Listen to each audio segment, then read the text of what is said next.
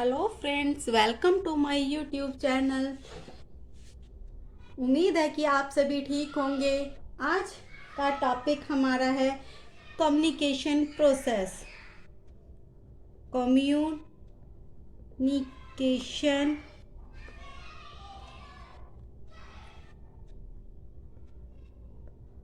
Process. इससे मेरी last video में हमने देखा था कि कम्युनिकेशन क्या होता है, कम्युनिकेशन क्यों यूज़ किया जाता है, इसके बारे में हम लास्ट वीडियो में पढ़ चुके हैं। आज हम पढ़ेंगे कम्युनिकेशन प्रोसेस क्या होता है। सबसे पहले मैं आपको एक चार्ट के जरिए, एक डायग्राम के जरिए समझाना चाहती हूँ कि ये कम्युनिकेशन प्रोसेस होती क्या है। सबसे पहले आता है सेंडर। मेन क्या होता है? सेंडर। सेंडर क्या करता है? अपने मैसेज देता है किसी को। सेंडर क्या करता है? मैसेज देता है किसी को भी, वो मैसेज देता है। उसके बाद क्या होता है?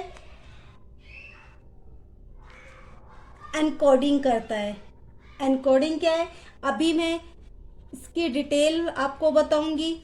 एनकोडिंग के बाद क्या होता है? मीडियम। वो किस उससे दे रहा है, किस मीडियम में दे रहा है, वो हिंदी में दे रहा है या इंग्लिश में दे रहा है, जिससे रिसीवर को समझ आ रही है या नहीं आ रही है, उसके लिए मीडियम भी क्लियर होना चाहिए। इसके बाद क्या होता है? फिर डिकोडिंग होती है। डिकोडिंग। इसके बाद क्या होता है कि डिकोडिंग के बाद रिसीवर तक पहुंचती है। रिसीवर। रिसीवर के बाद रिसीवर अपना फीडबैक देता है कि फीडबैक क्या है, रिसीवर को हमारी बात समझ में आई है या नहीं आई है। वो फीडबैक देके वो सेंडर को फीडबैक देता है। ये हमारी कम्युनिकेशन प्रोसेस है। सबसे पहले सेंडर है। सेंडर के बाद क्या? सेंडर मैसेज करेगा, फिर एनकोडिंग होगी, फिर मीडियम क्या है, डिकोडिंग क्या है, रिसीवर क्या है, रिसीवर ने फीडबैक क्या दिया है, फिर वापस ये सेंडर के पास जाएगा। ये स्टेप बाय स्टेप ऐसे ही प्रोसेस घूमती रहती है। इसे बोलते हैं हम कम्युनिकेशन प्रोसेस। सबसे पहले हमारा आता है कम्युनिकेशन प्रोसेस होती क्या है? Which a person decide to convey a fact.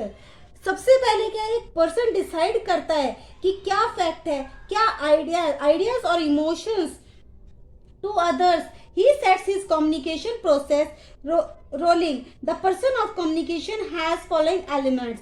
Means एक person पहले सबसे पहले ये डिसाइड करता है कि हमारे आइडियाज, हमारे आइडियाज क्या हैं, इमोशंस क्या हैं, और हमारे कम्युनिकेशन की प्रोसेस क्या है, हमें दूसरों को हम कैसे समझा सकते हैं, उसे क्या बोलते हैं? Communication process. सबसे पहले आता है sender. Sender, what is sender? The person who sent the message, the person who sent the message is called sender. जो व्यक्ति मैसेज को सेंड करता है या मैसेज भेजता है उसे हम सेंडर बोलते हैं। वो मैसेज, उसमें मैसेज क्या हो सकता है? उसके आइडियाज हो सकते हैं, फीलिंग्स हो सकती हैं, ओपिनियन हो सकती है कि मतलब वो क्या सोचता है, किस बारे में वो मैसेज दे रहा है, क्या है उसके दिमाग में। ये सब क्या होते हैं? एक सेंडर होता है। सेकंड क्या होता है? मैसेज। मैसेज क्या है? और वो मैसेज जो उसके विचार हैं वो या तो लिख कर उन्हें समझाएगा या बोल कर उन्हें समझाएगा, ताकि रिसीवर को अच्छी तरह समझ आ जाए। उसका मैसेज भी क्लियर होना चाहिए। जब तक मैसेज क्लियर नहीं होगा तो कम्युनिकेशन प्रोसेस सक्सेस नहीं हो सकती है। थर्ड क्या आता है? Encoding. What is encoding? Encoding, it means to send message by properly organization it।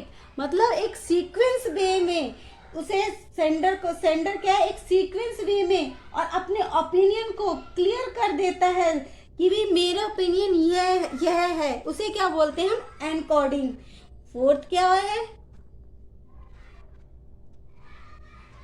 Medium. Medium क्या होगा? अब हमें ये सामने वाले पे डिपेंड होता है कि हमें उसे किस मीडियम में समझाना है। अगर वो उसे हिंदी आती है तो हिंदी में समझाना पड़ेगा, इंग्लिश है तो इंग्लिश में समझाना पड़ेगा।